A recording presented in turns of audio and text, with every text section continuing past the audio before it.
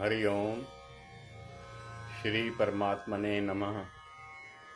अथ पंचमो अध्याय श्रीमद् भगवद गीता, श्लोक संख्या 1 से श्लोक संख्या 10 तक। श्लोक संख्या 1।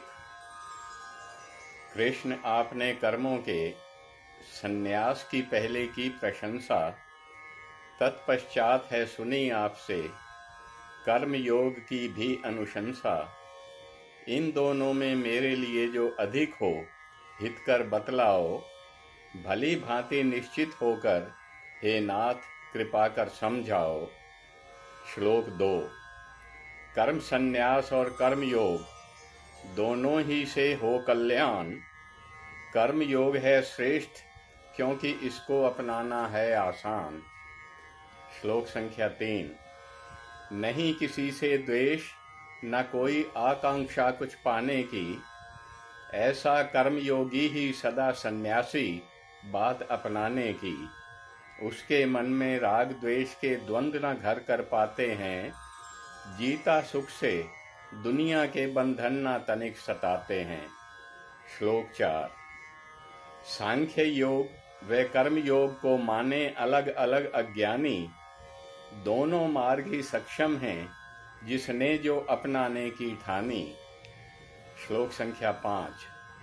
ज्ञान योग या कर्म योग दोनों से मिलता ब्रह्म ज्ञान, जो समझे एक ही दोनों को उसने यथार्थ को लिया जान। श्लोक 6। कर्म योग के बिना कर्म संन्यास कठिन है पाना, जो मुनि कर्म योग में स्थित उसने ब्रह्म को जाना। श्लोक संख्या 7।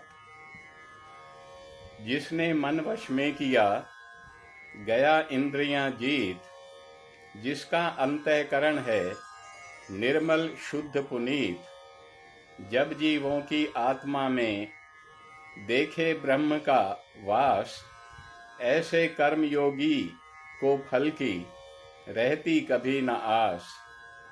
श्लोक संख्या 8 और 9। समझ गया जो तत्व को, पा गया दिव्य ज्ञान, देखे इंद्रियां विचरती, करता स्वयं नहीं मान। श्लोक संख्या 10।